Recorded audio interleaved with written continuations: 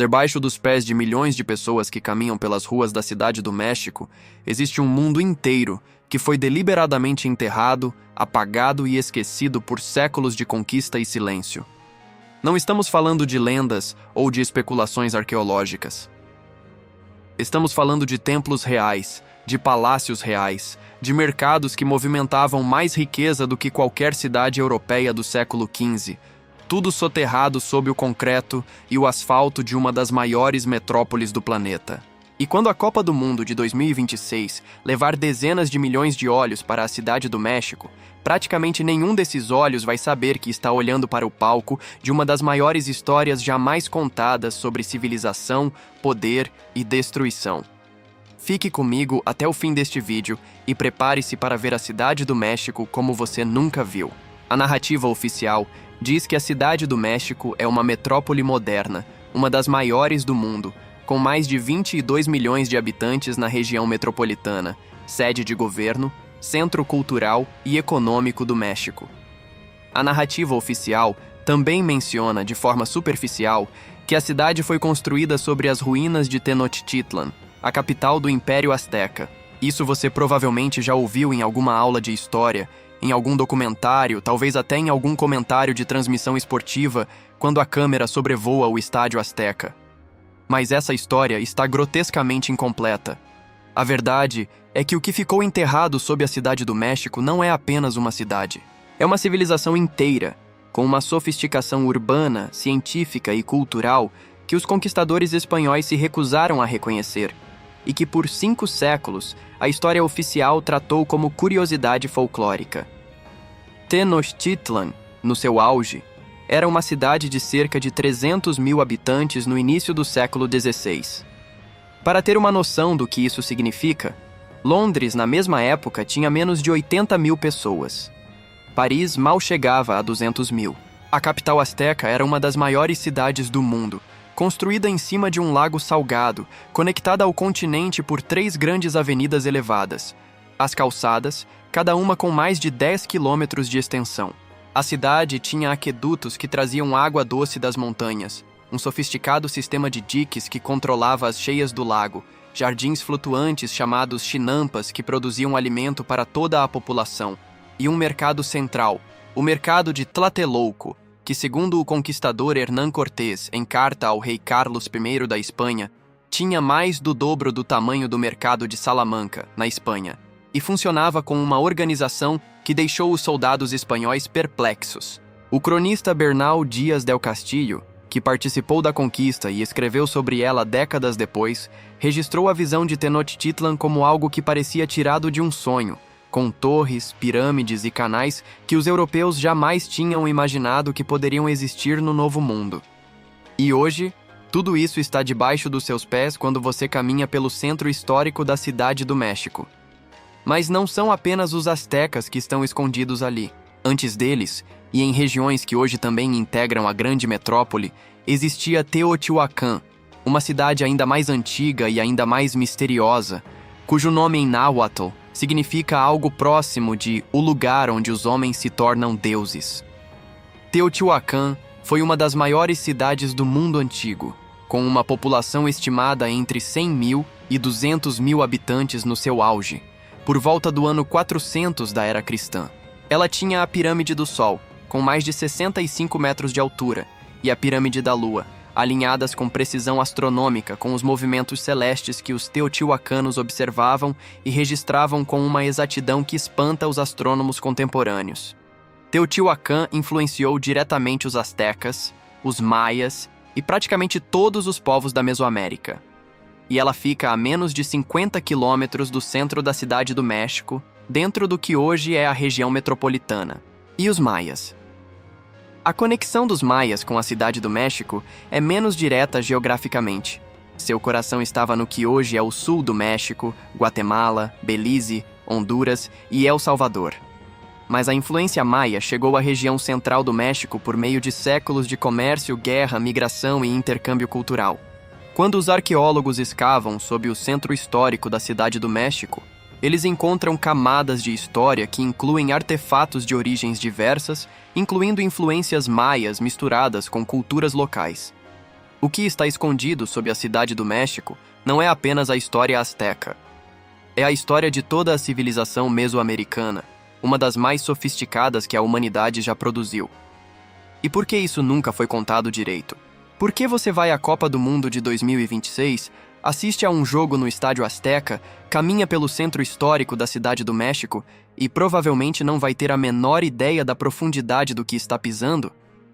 Há 3 razões fundamentais para esse silêncio, e cada uma delas diz mais sobre poder do que sobre história.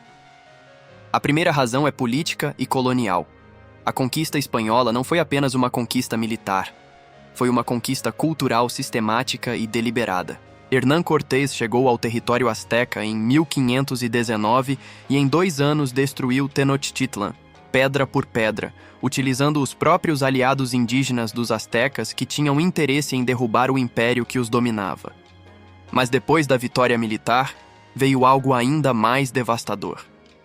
A ordem de construir a nova capital colonial exatamente sobre as ruínas da capital derrotada. As pedras dos templos aztecas foram usadas para construir as igrejas e os palácios coloniais. A Catedral Metropolitana da Cidade do México, construída ao longo de mais de 2 séculos a partir de 1573, foi erguida diretamente sobre as fundações do Templo Maior, o templo principal de Tenochtitlan. Não foi acidente, foi uma declaração política. A civilização que existia antes foi apagada, substituída, enterrada literalmente sob o símbolo da nova fé e do novo poder. A coroa espanhola e a Igreja Católica tinham interesse direto em que essa história não fosse contada com a riqueza que merecia. A segunda razão é a narrativa dominante da mídia e do entretenimento esportivo. Quando o Estádio Azteca aparece nas transmissões, os comentaristas falam do nome, da história futebolística do estádio, do jogo de Pelé, da mão de Deus de Maradona, dos gols de México 86. Nenhuma transmissão para explicar que o nome Azteca carrega o peso de uma civilização inteira que foi destruída e que seus descendentes ainda vivem na Cidade do México. O esporte, especialmente em sua forma televisiva, prefere o espetáculo ao contexto. Prefere a emoção do gol à complexidade da história. Isso não é necessariamente má fé, mas é uma escolha editorial que tem consequências reais. Gerações inteiras de torcedores ao redor do mundo associam a Cidade do México ao futebol sem ter a menor noção do que existe sob aquele chão. A terceira razão é o eurocentrismo estrutural que ainda governa a forma como a história mundial é ensinada e comunicada. As civilizações mesoamericanas são tratadas como curiosidades, como pinturas rupestres evoluídas, como algo primitivo e exótico que precedeu a verdadeira história que começou com a chegada dos europeus. A ideia de que Tenochtitlan era uma cidade mais avançada do que a maioria das cidades europeias do mesmo período ainda causa desconforto em certos círculos acadêmicos e editoriais. A ideia de que o genocídio cultural que se seguiu à conquista foi uma das maiores perdas intelectuais e científicas da história da humanidade ainda não entrou de forma plena na consciência coletiva global.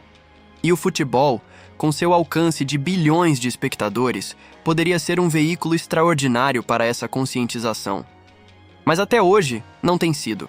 Tudo isso estava soterrado, ignorado, apagado da consciência coletiva global, mas agora emerge como prova incontestável de que a história que acontece em campo na Copa de 2026 é apenas a camada mais superficial de uma realidade infinitamente mais rica e mais profunda. Os registros arqueológicos são esmagadores. O arqueólogo mexicano Eduardo Matos Moctezuma, que liderou as escavações do Templo Maior a partir de 1978, depois que um trabalhador da Companhia de Eletricidade encontrou acidentalmente uma pedra esculpida durante obras no centro da cidade, publicou descobertas que mudaram para sempre a compreensão do mundo acadêmico sobre a sofisticação asteca. A pedra encontrada em fevereiro de 1978 era um disco de pedra com mais de 3 metros de diâmetro, representando a deusa lunar Coyolxauhqui, uma das peças mais extraordinárias da arte pré-colombiana já descobertas. Essa descoberta única levou à criação do Museu do Templo Maior, que hoje fica a menos de 100 metros da Catedral Metropolitana, e cujas escavações abertas ao público mostram exatamente o que está abaixo do nível da rua atual, camada por camada, século por século. O Instituto Nacional de Antropologia e História do México, o INAH, tem documentado sistematicamente as descobertas feitas sempre que qualquer obra de infraestrutura acontece no centro histórico da cidade. A construção da linha 2 do metrô nos anos 60 revelou dezenas de artefatos astecas. A construção do sistema de drenagem profunda nos anos 70 trouxe à superfície estruturas que os arqueólogos mal tiveram tempo de catalogar antes de serem novamente enterradas por necessidade de infraestrutura urbana. Em 2020, durante obras de requalificação urbana na Rua Madero, no centro histórico, os arqueólogos encontraram uma parte intacta de uma calçada asteca original, com pedras colocadas por trabalhadores de Tenochtitlan há mais de 500 anos. O jornalista e escritor mexicano Carlos Monsiváis escreveu extensamente sobre a forma como a Cidade do México carrega sua história pré-colonial como uma ferida aberta, visível para quem quiser ver, mas sistematicamente ignorada pelo discurso oficial do progresso e da modernidade. O primeiro exemplo concreto que você precisa conhecer é o próprio Templo Maior.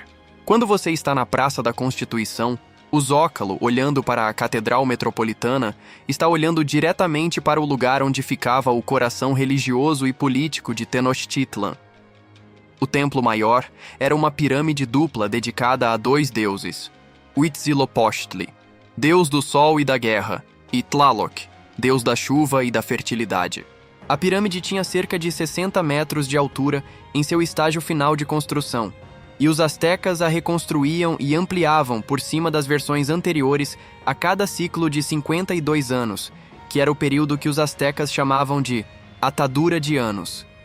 Isso significa que dentro do Templo Maior existem pelo menos 7 camadas sobrepostas de construção, cada uma com seus próprios artefatos, suas próprias oferendas, seus próprios segredos. As escavações revelaram mais de 7.000 objetos rituais, incluindo pedras esculpidas, máscaras de pedra, vasos de cerâmica, esqueletos humanos e de animais, e artefatos que vieram de regiões distantes como o Golfo do México e o Oceano Pacífico, provando que o Império Azteca tinha uma rede de comércio e tributo que se estendia por milhares de quilômetros.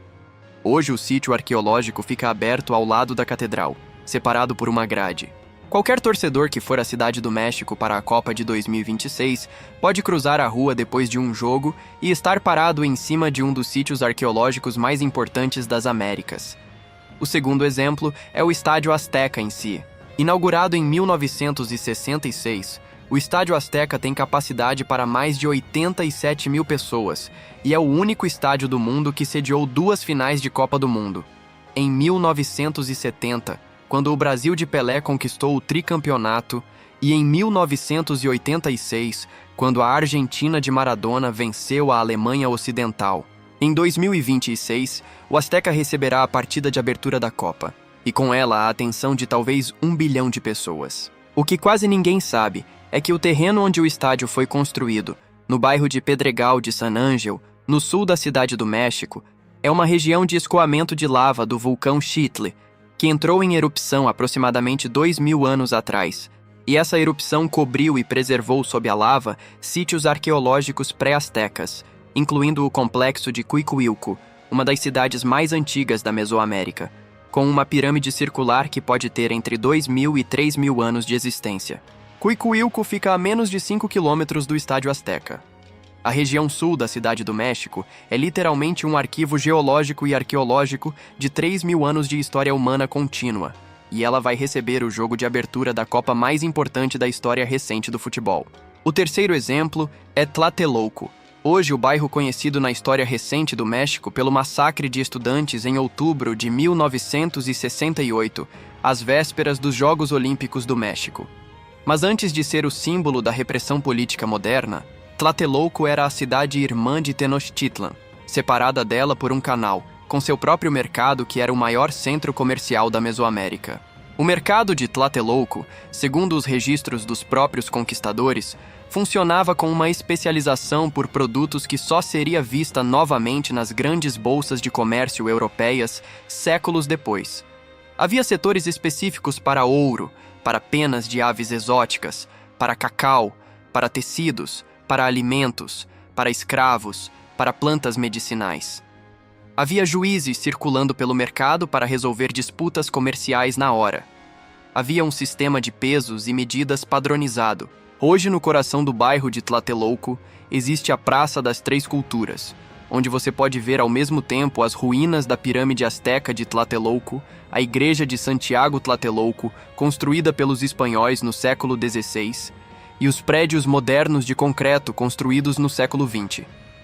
3 camadas de história empilhadas em um único espaço visual, a 60 minutos do Estádio Azteca. Se a narrativa oficial ainda insiste em apresentar a Cidade do México como apenas uma metrópole moderna que aconteceu de ter sido construída sobre algumas ruínas, é porque reconhecer a verdade exigiria admitir que uma das mais elaboradas experiências civilizatórias da história humana foi deliberadamente destruída e que seus fragmentos sobrevivem apesar de séculos de tentativas de apagamento.